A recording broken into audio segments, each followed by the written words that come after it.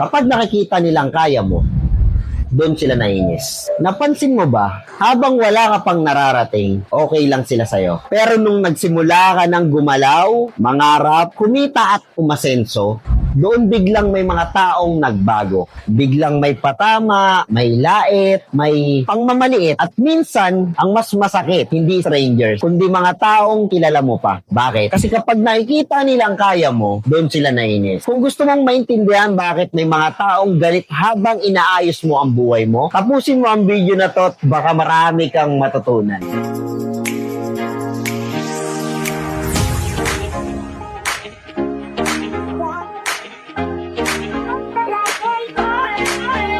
Pero naalala ko dati, habang puro plano pa lang ako, wala namang may pake. Pero nung nagsimula akong seryosohin yung mga ginagawa ko, doon nagsimula yung mga salita na mayabang na yan, kala mo naman successful na, hindi naman tatagal yan. Nagbabago na ugali niyan. Doon ko na-realize, minsan hindi sila galit dahil masama tayong tao. Galit sila kasi nakita nilang kaya mo na. May kilala ko, tahimik lang dati, walang naniniwala sa pangarap niya.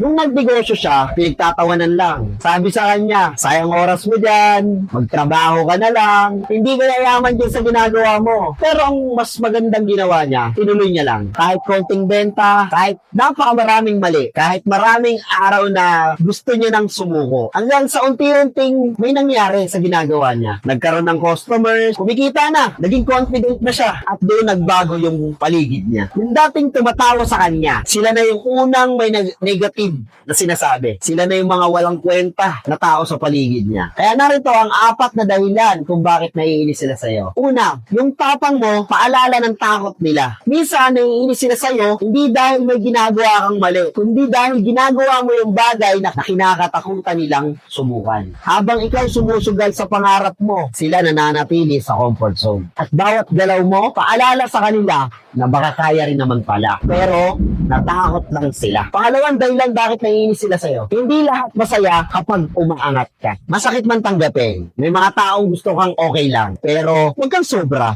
Gusto ka nilang masaya. Pero hindi mas-successful kaysa sa kanila. Kaya kapag nakikita nilang may progress ka, doon nagsisimula yung insecurity. Ikatlo, kapag wala kang pangarap, tahimik ang mundo.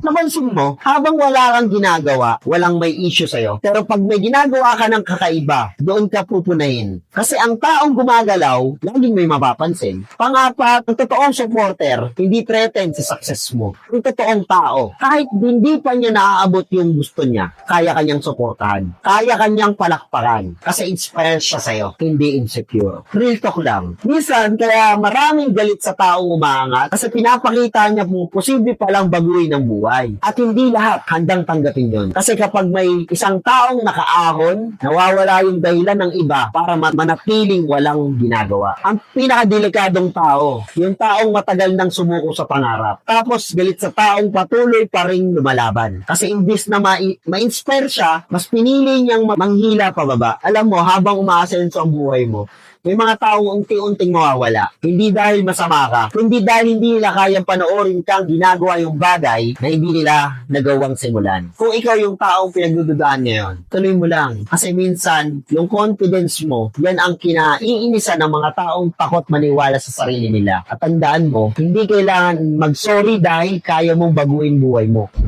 Kapag nakita nilang kaya mo, doon sila naiinis. Pero huwag mong hayaang pigilan ka nun. Kasi hindi mo trabaho gawing komportable ang ibang tao. Trabaho mong ayusin ang buhay mo. Pero minsan, yan ang kailangan nating marinig. Comment ka dito kung naranasan mo na bang may nagbago sa'yo nung simula kang umasenso. Kung dito na lang, maraming salamat. Real talk lang.